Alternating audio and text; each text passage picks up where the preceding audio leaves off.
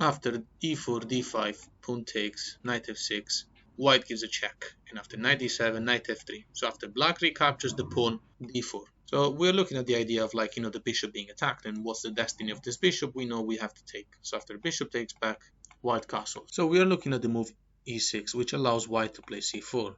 In the next lines, we're going to go through b5 to stop that and see what happens next. So e6, white plays c4, and after knight f6, knight c3, we went through the reason why bishop d6 doesn't make much difference. So after bishop e7, either bishop d6 or e7, you're still going to play knight e5 anyway. So castle is met by queen to f3 attacking the pawn. And we're going to the move rook to b8. White continues with thematic b3. Let's look at this idea, c5, trying to undermine the control of the center by the white player. Here, surprisingly, you take, and after the bishop takes back, white continues with bishop to g5, winning a tempo basically, because you are threatening to remove the defender of the bishop in d7. So basically you're threatening to take the knight and break the pawn structure, because if the queen takes back, then you got a free bishop, and also the knight is pinned. So after bishop back to e7, white continues with rook 8 to d1, and it's game over. The bishop and the knight, there's double attack on the bishop in e7. White is threatening to remove the defender, which is the knight in f6.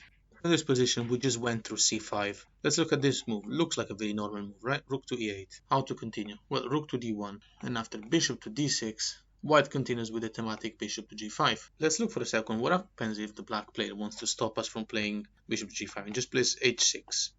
Now white continues with queen to g3, threatening to just take the pawn in h6, and the black player cannot just play a move like king h7 because he will come with knight f7. So knight h5, attacking the queen and defending g7 seems an idea, but now white plays queen to h3, attacking the knight. Defending the knight with the pawn is silly. You're going to drop the pawn in h6. So after the knight goes back to f6, white will play rook to d3 and exploit this blockaded center to play bishop to h6 sacrifice, and then allow the arrival of the rook on the g file. So in this position, we're going through bishop to d6. So white continues with bishop to g5.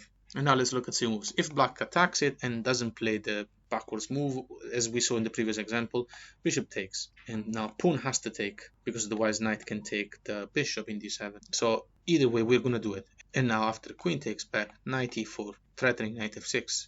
And that's going to happen no matter what. Even if black plays bishop to e7, still white takes the pawn. That's the best move, with an idea of going to h6. So in this position, we just went through h6. What happens if black plays bishop back to e7, try to play safe? This is very similar to the previous example, but there's a key move that can be played right now, which is d5. The idea, of course, is to take the pawn in e6. If we get to take the pawn in e6, we have double attack on the bishop, and the bishop can't take because it's pinned. The rook will take the queen, so if pawn takes back, we've got bishop takes knight, and now we have the double attack here. We have removed the defender.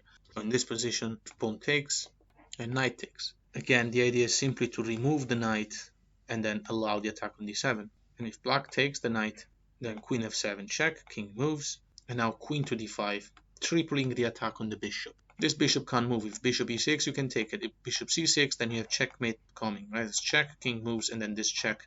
King goes f8, you got checkmate here, king goes h8, and you've got the sacrifice, rook takes and knight f7.